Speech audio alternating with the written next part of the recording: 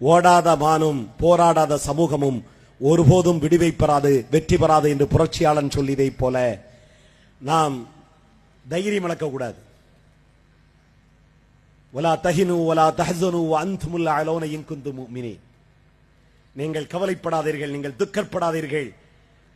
உண்மையான விசுவாசிகளாக இருந்தால் நீங்கள் உயர்ந்தவர்கள், நீங்கள் வெற்றியாளர்கள். அந்த தன்னம்பிக்கை நமக்கு இருக்கணும், தைரியம் இருக்கணும். மக்கள் எழுச்சி போராட்டங்களால் இந்த நாட்டில் இருக்கிற மோடியா இருக்கட்டும், அமித்ஷாவா இருக்கட்டும், எந்த கொம்பனா இருக்கட்டும், எல்லாரையும் காலில் விழ வைக்க முடிகிற அந்த ஆற்றல் மக்கள் புரட்சிக்கு உண்டு, மகத்தான போராட்டங்களுக்கு உண்டு. விவசாயிகள் கிளர்ந்திருந்து போராடினார்கள். அந்த போராட்டத்துக்கு முன்னால் மோடி அரசால் நிற்க முடிந்ததா? படிந்த அந்த சட்டத்தை திரும்ப வாபஸ் பெற்ற வரலாறை நாம் நேரடியாக பார்த்துட்டு இருக்கிறோமா இல்லையா?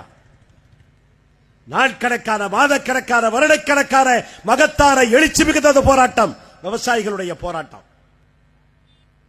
சமீபத்தில் நாம் பார்த்த அந்த மகத்தான போராட்ட வரலாறு, மக்கள் விரோத அந்த திட்டத்தை எதிர்த்து மதுரை மக்களுடைய மகத்தான போராட்டம், மத்திய மாநில அரசுகள் கீழிறங்கி வந்து மண்டியிட்ட வரலாறை இந்த நாட்டுக்கு பறைசாற்றியது. ஜல்லிக்கட்டில் ஒட்டுமொத்த லட்சக்கணக்கான மக்களும் ஒன்று திரண்டு அடிவகுத்து நின்று ஒற்றுக்கட்டாய் போராடிய போது அரசுகள் மண்டியிட்ட வரலாறு உண்டு. எனவே ஒன்று சேர்ந்த மகத்தான ஒரு தைரியமான போராட்டம், ஒற்றுக்கட்டான போராட்டம், ஒன்று சேர்ந்த போராட்டம், வலிமையான போராட்டம். நிச்சயமாக பாசிச பாரதிய ஜனதா கும்பலை, RSS கும்பலை நம்மிடம் மண்டியிட வைக்கும், புறமுதுகிட்டு ஓட வைக்கும். அந்த மகத்தான களத்தில் நாம் அனைவர்களும் ஒன்று சேர்ந்து பயணிப்போம். SDPI கட்சிக்கு தோள் கொடுங்கள், துணை நிறுங்கள்.